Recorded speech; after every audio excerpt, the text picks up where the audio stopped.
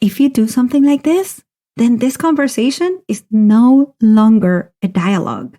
It's not a simple conversation between two friends. No, it has turned into an argument with adversaries. I don't like to argue, so I say nothing and fume for days. How do I set boundaries without sounding like a jerk? I hate the idea that I might accidentally offend somebody, so sometimes I'd just rather say nothing at all. Welcome to the Language Alchemy Podcast, and thank you for joining me today. This is your host, Alejandra, a transformative communication teacher and coach who's devoted to helping multicultural individuals and couples on the path of transformation transform their lives and relationships through conscious communication. Thank you so much for being here with me today. The Language Alchemy Podcast is your place to reflect on how you use language to communicate, and it's also your place to learn transformative communication tools that can bring forth peace, harmony, compassion, equality, and equity to your life, to your relationships, and to all members of our precious human family. This is your space to connect to your capacity and communicate as the conscious, compassionate, and mature adult you are. If you're human, like me, you are going to hear opinions you disagree with, whether it is that you prefer tea and someone else prefers coffee, or if you consider yourself a cat person and the other person will consider themselves a dog person, or when you want to go on vacation, you're trying to decide about your favorite place. You want the beach and your travel companion disagrees that the beach is not as neat as going somewhere with a pool and they want to go to the pool. You are going to encounter disagreements. In this podcast episode, we'll start a conversation about disagreements. And we're going to talk about the number one mistake I hear people make that turns disagreements into an argument. Now, before I go into the episode, and as we are entering the third year of the Language Alchemy Podcast, woohoo, yes! I want to make it as explicit and clear as possible that this podcast is for you. If you would like to relate to other humans like you with clarity, confidence, and compassion, then know that even if I don't know you personally, and even if I've never seen you in one of my courses, or if I've never seen a picture of you on social media, I think about you all the time. Yes, I'm constantly wondering how to be of service to you, how to support you in your life and relationships, how to help you communicate consciously and show up in your family, your workplace, your community in a way that brings more equity, more love, and more healing. Why? Because you are needed as a conscious and mature, peaceful being. And because it's my life's purpose. And one way I can contribute to you is by answering your specific question about communication. Help me support you by sending me a question for me to address in the podcast. If you've been following me for some time, you may have noticed that I have Q&A podcast episodes. In these episodes, I address your communication questions directly. Asking a question is a big act of generosity because you're helping me fulfill my dharma, my life's purpose, and you're also helping other precious human beings who, like you, have the same question or maybe going through a similar experience and need to hear the answer. So please send me your podcast question to languagealchemy.com/podcast question. Once again, it's languagealchemy.com/podcast question. And I'll be happy to answer your specific question about communication.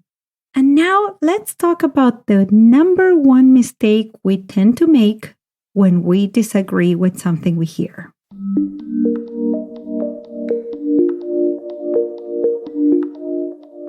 Let's start by thinking of a situation. Let's say that you and your friend are talking about the new Barbie movie and whether you're going to go to see it. What seemed like a simple conversation about a movie takes a turn and becomes an argument. You both grew up around Barbies. You both either had Barbies yourself or they were around you in your home or in your friends' or family homes. Now, your friend has very fond memories of playing with Barbies, and they would like to see the movie and connect to their childhood. But you have read a lot about how Barbies have perpetuated an unhealthy model for women, and you know women who have developed body issues and eating disorders in their quest to look like a Barbie. So you can't conceive why people would want to go to see the movie. As you're talking to your friend, you make the number one mistake many people make when they hear an opinion that they disagree with. It's a mistake I hear about a lot and I witness a lot, especially with couples who are in a communication coaching program with me. And what is that mistake? This very common mistake we make is that when we hear an opinion we disagree with, we dismiss what we just heard.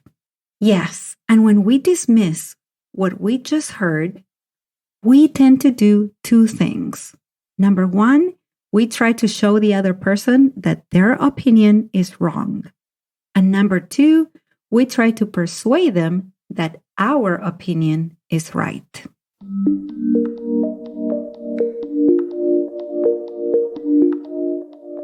Let's continue with the Barbie example. Your friend was talking about their childhood and their sweet memories of playing with Barbies.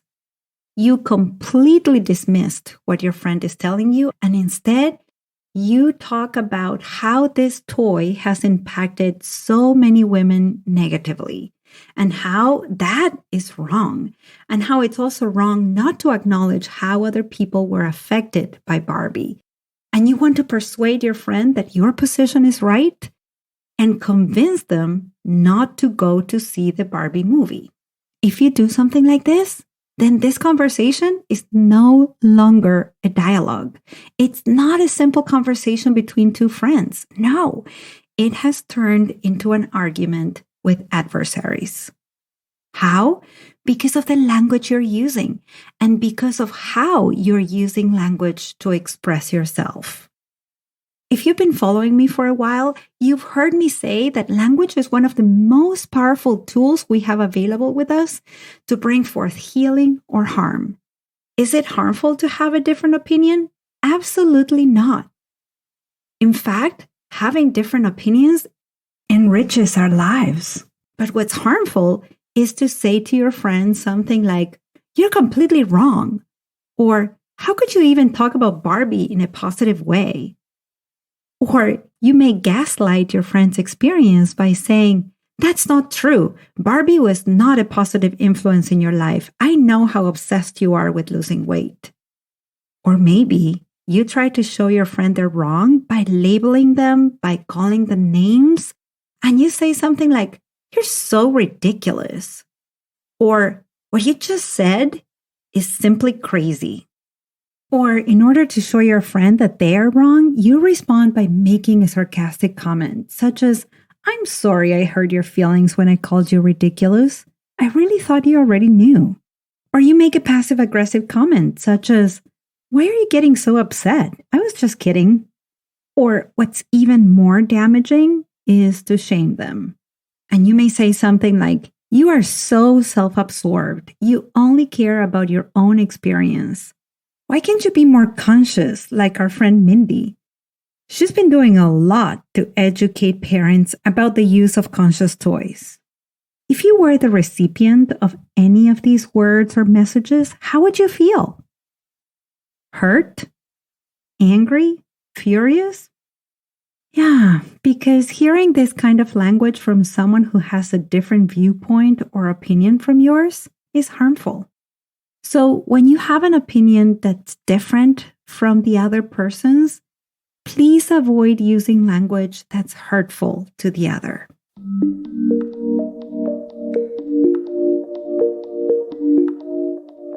As I said earlier, when we dismiss someone else's opinion, another thing we do is that we try to persuade the other person that our position is the right one.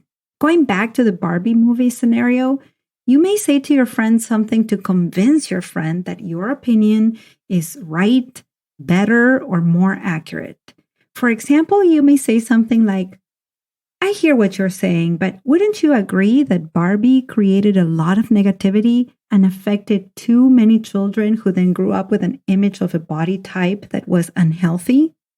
Or you may say something like, if you care about women's body image and you want all children to grow up accepting the body they have and not believing they have to look like Barbie to be beautiful, then you should not support the movie with your money, or you should not go to see the movie. What you should do is to donate the money you're going to spend going to the movies and support an organization that helps teenagers with body issue disorders. Again, if you were the friend telling me about your sweet memories playing with Barbie when you were a kid, and I respond with something like this, how would you feel? You'd probably feel belittled, ashamed, guilty, angry, misunderstood, just to name a few. And that is because you received a language that was dismissive and hurtful. When someone tells us something about them or an opinion they have about something and we dismiss them with our language, we are creating separation. Yes, when we are having a conversation, we are connecting with someone, or at the very least, we're heading towards the possibility of connection. But when we dismiss someone, that connection breaks. Dismissive language disconnects us, separates us, divides us, hurts us.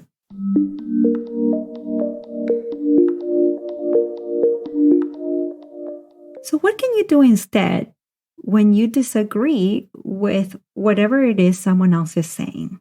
Next time you hear an opinion you disagree with, I want to encourage you to move away from any of these communication strategies and examples I gave you.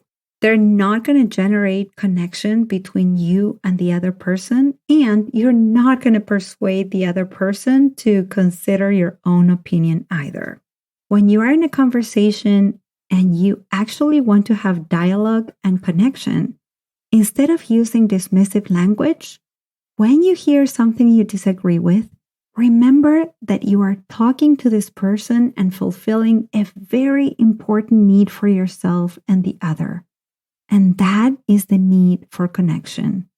And before you let any words out of your mouth, ask yourself, how can I connect with this person who's bold enough or brave enough, or maybe feels safe enough with me to share their opinion? How can I connect with this person? Asking yourself this question before you respond will direct your attention and your language towards connection.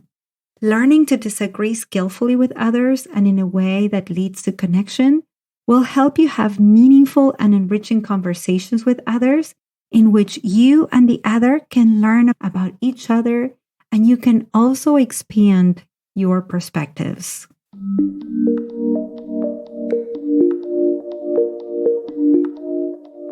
And now let's recap what you've heard in this episode.